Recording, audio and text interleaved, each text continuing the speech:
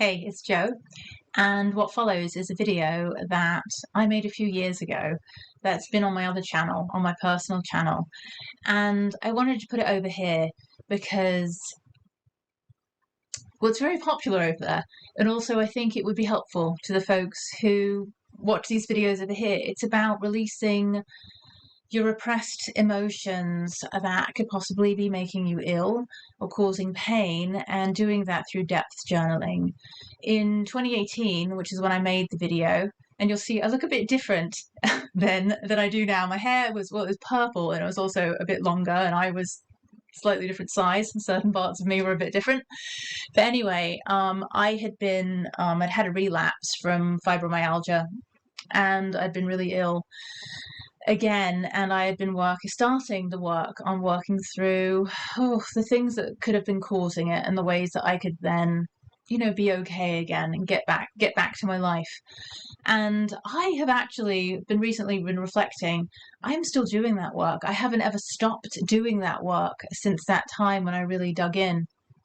And that's also why I wanted to put that video over on this channel as well, because this is the work that I'm still doing, and I think it's important information for you to have. So here you go. Hi, it's Joanna, and in this video I'm going to talk more about this healing journey that I'm on and some of the things that I am doing and using to move through it. So back in the fall, or I can't remember now, winter, early spring, sometime when I was feeling completely exhausted and wiped out, and had told some people about it on Facebook, a friend of mine messaged me and said, I went through something very similar, a decade or so ago, and I have a recommendation I could make to you if you want. That was helpful to me. Maybe it will be helpful to you. And so she said it and approached me in a way that was not I have the cure for you, and so I was open to it. I said, sure. What do you have? What's your miracle cure? What's your thing? And so she said she had read two books that she recommended to me. One is Pain Free for Life, the 6-Week Cure for Chronic Pain by Scott Brady, and the other one is The Divided Mind by John Sarno. And they're both, Brady's book is based on Sarno's work, but has kind of more clear step-by-step directions as to how you would actually use this information.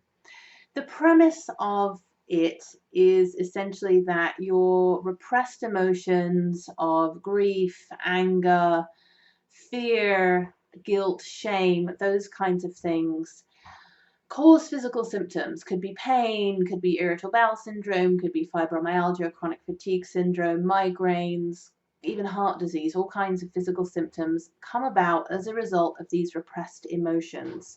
Brady calls them negative emotions. I just call them emotions. They are what they are.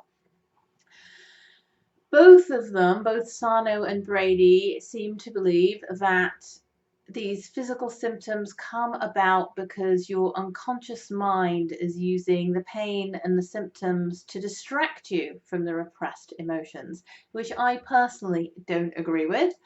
I happen to think that when you have physical symptoms, it is your body talking to you. It's your body's way of communicating with you and saying, hey, could you please pay attention to me? There's something going on that I need you to know about. And that thing could be changes that you need to make. It could be emotions that you haven't addressed. It could be all sorts of things.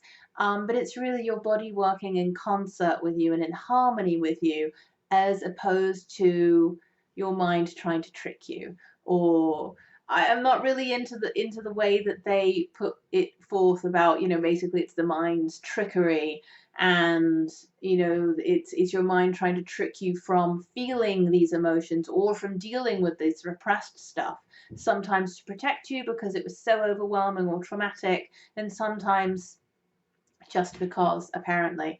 Maybe I don't quite get their explanation, but it doesn't quite ring true for me. I think the underlying thing that we have these repressed emotions that we compartmentalize, or we compact them down. That's what I've done, is compacted them and stuck them away in different parts of myself so as not to deal with them. And the pain and the fatigue and the The symptoms are really, it is myself saying, hey, Joanna, please pay attention.